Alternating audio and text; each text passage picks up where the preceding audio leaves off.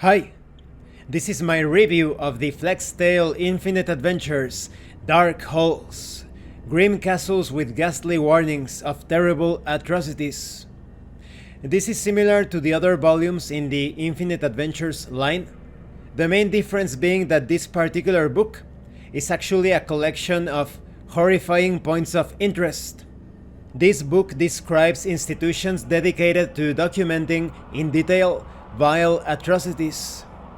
It is meant to be used in the hands of an experienced dungeon master or game master, preferably in the context of a horror-themed fantasy campaign. In other words, this is not for the faint of heart. And the first 5 people to click on the affiliate link in the description of this video are going to obtain this book for free. So pause this video and hurry up. Good luck.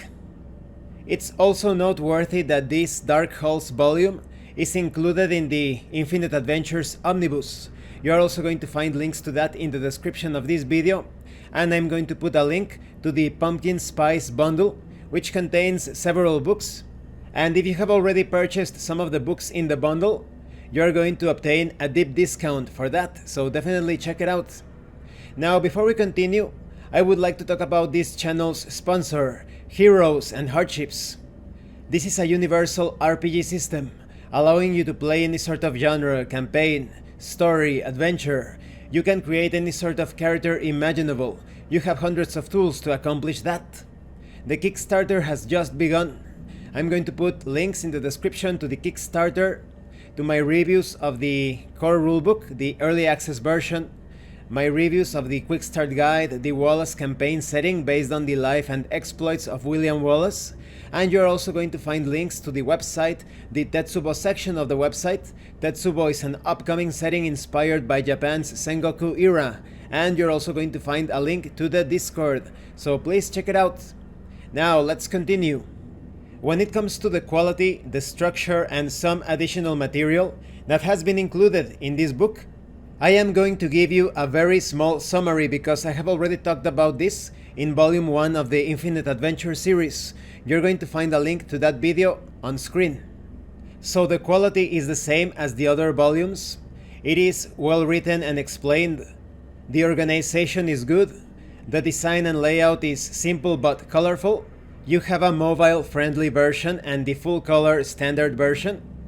My criticism is that in the table at the start, it's actually a repeat of the table included in the Volume 1 Infinite Adventures series. You do not have a table for this Darkhalls Points of Interest collection, so that's a bit of a shame. However, surely this is going to be fixed in the near future. So if you are planning to use this in your solo adventures or campaigns, you will have to create your own table containing these different points of interest, the Darkhalls. When it comes to the additional material, you have plenty of utility tables, advice and description about the information and details that these points of interest contain. So if you want more details, please check out my review of Volume 1. Now let's start talking about these Darkhalls. You are going to find a general description that applies to all Darkhalls in this book.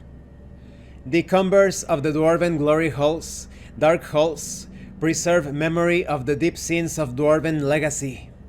Tradition dictates that new leaders of each nation must pilgrimage to each Darkhall and take a tour, that these horrors might never again be visited upon the populace.